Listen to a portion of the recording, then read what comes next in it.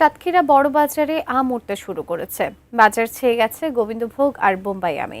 সাতক্ষীরা সুলতানপুর বড় বাজার থেকে আরো জানাচ্ছেন প্রতিনিধি এম জিল্লুর রহমান।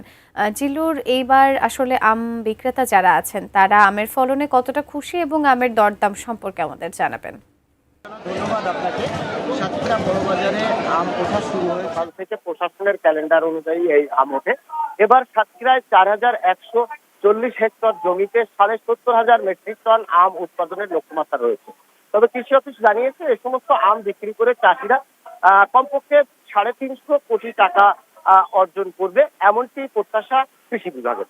তবে চাষিদের যে বিষয়গুলো আমরা বাজারে এসে জানতে পেরেছি, সকাল থেকেই আম উঠছে, আম আসছে, বিক্রি হচ্ছে, চলে যাচ্ছে। তবে ক্রেতাদের যতটা আশা ছিল সেই পরিমাণ ক্রেতা না আসায় আমের দাম বেশ কিছুটা কম। এখান থেকে এক সপ্তাহ বা তা 10 দিন এই আমের বাজার দর ভালো থাকবে, কারণ সাতক্ষীরার দক্ষিণাঞ্চলে আম প্রথমেই পাকার কারণে বাজারের চাহিদা এবং স্বাদে গুণে মানে এটি অতুলনীয়। এরপর থেকে যখন উত্তরাঞ্চলের আম ওঠা শুরু হবে, অর্থাৎ এর মাঝামাঝি সময়ে হিমসাগর এবং অন্যান্য আম যখন আসবে, তখন দুই জায়গার আম এক হলে এই আমের মান এবং বাজার দর থাকবে না। সেক্ষেত্রে চাষিরা বেশ কিছুটা ক্ষতিগ্রস্ত হবে, এমনটি আশঙ্কার কথা জানিয়েছেন। আমরা বাজারে কথা বলেছি একাধিক ব্যবসায়ীর সাথে, তারা আমাদেরকে যেটি জানিয়েছেন যে আসলে 1500, 1600 থেকে 2200 টাকা পর্যন্ত বড় বড় গোবিন্দভোগ আম বা বোম্বাই আম বিক্রি হচ্ছে। এই আমটি আরো বেশি দামে বিক্রি হওয়ার কথা ছিল, কিন্তু সেইভাবে বিক্রি হচ্ছে না। যে কারণে চাষিরা এখন থেকে আমের যে বাজার দর তা নিয়ে বেশ কিছুটা শঙ্কিত আছে।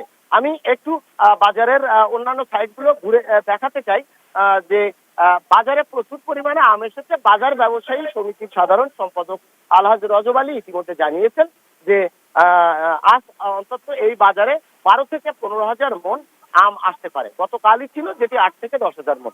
কিন্তু এই আমের যে পরিধি এবং যে বাজার দর, সেই বাজার দরের তুলনায় আমের সার্বিক পরিস্থিতিতে আসলে এখন চাষিরা ভালো দেখছেন না। তো এই ছিল সাতক্ষীরা বড় বাজার থেকে আমার কাছে সর্বশেষ খবর।